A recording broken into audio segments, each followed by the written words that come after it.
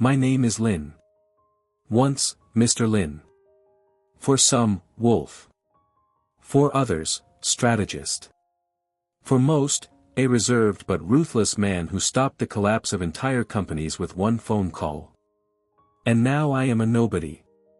My house is on the outskirts of the city, near an old park where dogs walk more than people. It is over half a century old, creaky doors, old tiles, peeling paint on the window sills. But inside, clean. Everything is in its place. Each thing knows its role, unlike people. Every morning I get up slowly, like an old mechanism that requires careful winding. Kettle, green tea, blanket, silence. The TV is on, but without sound. I don't want to hear what they say anymore. Words have become empty. People, even emptier. My phone is silent. The children are successful, busy, always somewhere between flights, meetings. Come later, Dad, I'm really busy right now. Grandchildren, they are even worse. They are not afraid of me, they do not respect me. They do not see me. They laugh when I speak slowly. When I ask how I am, they throw norm and poke at their screens. Formal visits once a month, like a delivery service for footnotes for conscience. In the store I am invisible. The seller looks through me as if I were part of the interior. In the hospital the doctor nods to me like a schoolboy, Grandpa, you need to rest, don't think too much. He does not understand, I think better than he ever could. My diary lies on the table by the window. It is many years old. There are dates, names, observations. Before, I wrote to plan the future. Now, to not forget the past. I look at myself in the mirror. Old face. Deep wrinkles, heavy gaze. Hands are still strong, but they tremble from the cold. Not from fear, I am not afraid. I'm angry. Deeply. Sharply. Like ice that slowly but stubbornly presses against a dam. Once I held the lives of many on me. Now I hold the cup with both hands so as not to spill. But inside, something is stirring. Something that hasn't died yet. Something that doesn't forgive. This isn't pity. This isn't depression. This is weathering. When you're still alive, but you've already been erased. No one asks how you feel. Because they think old age is silence, fading, oblivion. But silence is not the end. It's a pause before the storm. They wrote me off. Tore me out of context. They think I'm a page that was turned over long ago. But I'm still here. And I still remember. Everyone. Everything. I'm still silent. But I don't forgive anymore. There is a memory that no one can steal. It lives not in photos, not in documents, but in bones, in blood, in the very essence. I close my eyes, and again I see myself on the roof of the first warehouse. 1978, frosty morning, the first employees, not yet had time to get to coffee. And I was already distributing logistics, counting pallets, signing invoices. Back then, they were afraid of me. And therefore, they respected me. I was strict, but fair. I never raised my voice. It wasn't necessary, one look was enough. My business was born not in the office, but in hunger. In the 90s, I fed 3 children, a wife, a mother, and 2 brothers. They didn't know how often I returned home with an empty wallet, but with a smile on my face. Because a father should be a fortress. And fortresses don't cry. When my partner stole the first large sum, I didn't call the police. I came to him at night. Sat down opposite. And explained. A week later he sold his car and gave away every penny. We no longer work together, but he remembered me. And he still congratulates me on Christmas. I was an architect. Not of concrete buildings, but of decisions, strategies, people. I saw the essence where others got confused in the details. And I was always 2 steps ahead. Everyone expected me to give an answer, and I gave it. Silently, confidently, clearly. I remember how I mortgaged the last piece of land so that my eldest son could study in London. He said then, "Dad, I will never forget this." Now he doesn't even call on his birthday. I gave them everything. And now they are afraid of me. Because I am a reminder. A reminder of a debt that cannot be paid with money. Of a person who did not ask, but gave. They live in glass and steel. Their apartments shine, their cars sparkle. They go to business forums where they talk about values, family, heritage. And no one will remember who raised them from scratch. I built their sky. And now they look down on me, as if I were superfluous. As a fragment. But I am not a fragment. I am the foundation. And I still know how to build. And also, to destroy. Today I reached out to pick up a package that had fallen from my shaking fingers, and a guy in a hoodie stepped over him without even slowing down. He was maybe 20. He had headphones on, a phone in one hand, a coffee in the other. I said, "Excuse me, can you help me?" He didn't even look. He just walked past. 2 others followed him. I picked it up myself. Slowly. With trembling hands, bending as if in slow motion. My back cracked with pain. People walked past me as if I were part of the set, an old bench or a rusty sign. When I left the store, one of the security guards I had once helped get a job through an acquaintance didn't recognize me. Or pretended not to. He was standing at the entrance, looking right through me like I was an empty seat. How easy it is for them all to forget. I went home and called my son.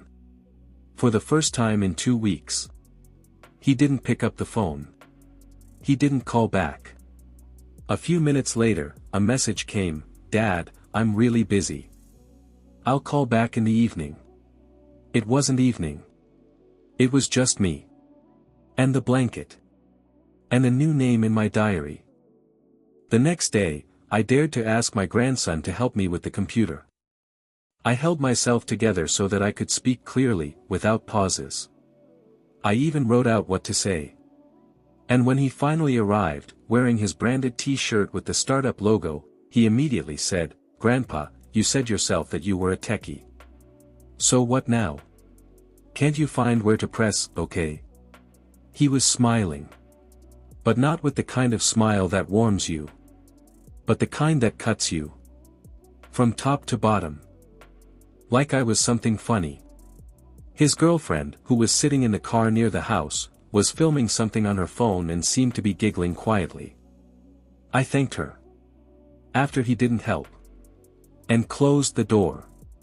It was even worse at the hospital. I came for an appointment. The appointment was for 10:15. I sat until 11:30. When I finally came in, a young doctor with a trendy haircut quickly looked at my paper and waved to the nurse, "Take the old man away, there's nothing to look at here. We'll check his blood, the rest is his age." He didn't even look me in the eye. I could tell him how his father came to my office in '93 and asked for a job. I gave him one. But the son is different now. They are all different. They think that old age is the end. But in reality it's slow observation. Very attentive. I walk down the street and record faces. Expressions. Words. Dates. The woman at the pharmacy who mixed up my medicine and said, "You're still." A neighbor who used to ask for advice on business, but now doesn't even say hello. The official who once happily sat at my dinner table now looks away when he sees me in line at the housing office. I write everything down. In a diary. In a notebook. In a memory that, oddly enough, has only become sharper. I don't hide my anger. I accumulate it. Like a battery of a slow explosion. Like a crack in the foundation that gradually widens. They all think I'm a shadow. But I'm a shadow not because I've faded away. but because I observe. Without haste. Without hasty decisions. That's always been my strength. In silence. In anticipation. In precise calculation. And now, I'm just starting to count. I fell in the middle of the street. It happened suddenly. The muscle in my back gave out at the most humiliating moment. My hands were holding bags of groceries, mandarins, bread, milk, notebooks. Everything crumbled like the last shreds of dignity. And I heard laughter. Not loud. Not even angry. Just detached. One of those who doesn't stop even when they see someone else's pain, because they think they're no longer a person, but an old person, and therefore beyond the bounds of empathy. But he probably doesn't even realize he's fallen, someone said behind me. Old as hell. No one needs him. I didn't move. I lay there staring at the asphalt. At a small crack through which a green blade of grass was peeking. In this dirty, despised moment, I felt no shame. No regret. Only emptiness. But not the one that eats away from the inside, but the one that prepares space. Emptiness before an explosion. Before the birth of something new. Something clicked inside. Like a jaw that had been asleep for a long time, and now is closing. The darkness that I had held for years, not in rage, not in hatred, but in self-control, rose to the surface for the first time. And it didn't scream. It watched. I rose alone. Without outside help. Slowly, like a court verdict rises when everyone is waiting for a solution. I left the scattered tangerines behind. I bent over only the notebook. This notebook is my memory. My weapon. That same evening I returned home and opened the safe. I hadn't opened it for 8 years. Inside was an old Nokia. Without a SIM card. But with numbers. Real. Straight. People who once served. Whom I once lifted from the swamp, now they are in debt. Not to me, to the truth. Nearby are folders. Documents. Contracts. Recordings of conversations. Copies of what should have been destroyed. But I am not the kind of person who burns something completely. At the bottom is an old chessboard. Handmade, a gift from a Japanese investor in 1996. The pieces are heavy, ebony. I never played for fun. Chess was my way of thinking. To plan. To get ahead. And today I put the first piece in the center of the field. The game began. First, information. I checked all the names. Who works where, who is connected to whom, who has what skeleton in their closet. The network of people that I once built will now become a network that will connect them. I wrote a short anonymous message and sent it to a journalist I know who used to write advertising materials for my foundation. He now works on an independent investigative project. He doesn't know that the message is from me. But he believes the data. The first blow is perfectly accurate. One of my son's investors turned out to be involved in fraud with budget tenders. I'm not surprised. I knew about it when my son told me, he's a reliable partner, Dad. The publication is resonant. My son still doesn't understand where the wind comes from. But for the first time in his eyes, it's not self-confidence, but doubt. I no longer feel my age. My hands still tremble, but not from weakness. From concentration. Every step is thought out. Every message, with a different handwriting, a different account, a different digital trace. I'm a shadow. But a shadow that plays long.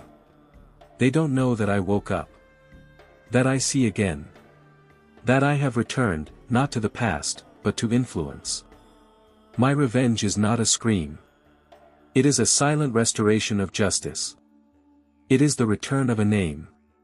But not through pardon. Through fear and doubt and the destruction of the hypocrisy in which they have lived for so long. I am no longer Lynn. I am what stands between them and the truth. And I have only just begun to move the pieces. They still don't guess. Or they don't want to. Because the worst thing that can happen to a person is a look in the mirror that suddenly shows the truth. I don't need force when there is a strategy. I don't need a crowd when there is leverage. I didn't break down the door, I just removed the locks. The same ones that I used to install myself. My son was fired from the board of directors. Officially, because of ethical inconsistency. Unofficially, because of the same documents that he once forced his secretary to copy so as not to burn before inspections. I warned one of the board members, anonymously, from a fake account. They did their thing. Experienced people. The same predators as me, only younger. But I'm still learning faster. My grandson lost a contract with an advertising agency. His small but high-profile startup was preparing for an investment round, and everything was ready, until the leak of personal messages appeared. There are disparaging comments about customers, humiliation of subordinates, narcissistic monologues about how old people should disappear from the market. I didn't fabricate anything. I just knew where to look. One of the guys he once refused a salary to worked as a bartender and told more than he was worth. People open up to those who are silent. And I was silent for a long time. Every day in my house now is not silence, but a command post. The walls are covered with maps, notes, communication diagrams. I have turned the kitchen into an operations center. Letters, anonymous notes, old connections that I have revived through promises and debts. Former businessmen, retired lawyers, even one retired detective, they all once got a chance because of me. Now, they are giving it back one by one. This is not war. This is air cleansing. And what is most interesting, I don't leave my name anywhere. No one guesses who is behind everything. But the atmosphere is changing. There is anxiety in the looks. There is a pause in the voices. The calls have become more frequent. They have mentioned my number again. But I don't answer. My voice is no longer from the receiver. It is in the consequences. My presence is in the silence after the collapse. They are beginning to understand that strength is not in youth. Not in resources. But in memory. And I remember everything. My former partner, who betrayed me back in 2002, built a media holding. Thanks to a small insider post on a blog, which no one has read to this day, shady deals with Russian funds were exposed. The situation is scandalous. And you know what's most ironic? This blog is run by a guy whose studies I once saved by paying for his first year at university. He doesn't even know that I set him on the right path again. I'm not taking revenge. I'm simply restoring justice. No screaming. No dirt. No cameras. My revenge is as transparent as crystal. But it cuts like a blade. Now, when they call me, I just look at the screen. Son, grandson, Igor K. Anna, secretary. I don't answer. Silence is the worst punishment for those who haven't heard from you for years. But the main thing is not them. The main thing is me. I feel in control again. Not over them, over myself. Over my life. Over my name. I wake up not in a fog, but with a clear plan. I'm not lost, I'm invisible. And that's why it's the most dangerous. Because the world has long gotten used to the fact that old people are the background. And I've become the director. There's fear in their eyes now. The same fear that appears when the usual picture of reality breaks down. And when they finally come to my house, together, all of them, as if to confess, I don't meet them as a victim. I'm sitting at the table. Tea, a notebook, an old watch. They ask, "Is that you?" I'm silent. Because my words are in everything that happened to them. They arrived on Sunday. Without warning. 3 of them. The son was in a cashmere coat, his hair neatly combed, dark circles under his eyes that couldn't be hidden with makeup. The grandson was unkempt, with an absent gaze and nervous fingers. And the daughter was like a shadow of what she used to be. Once strong, strong-willed, with fire in her words. Now, with her gaze lowered and her voice trembling like a child's. They sat down in silence. I put out the tea. Each one had a separate cup. Carefully. Without haste.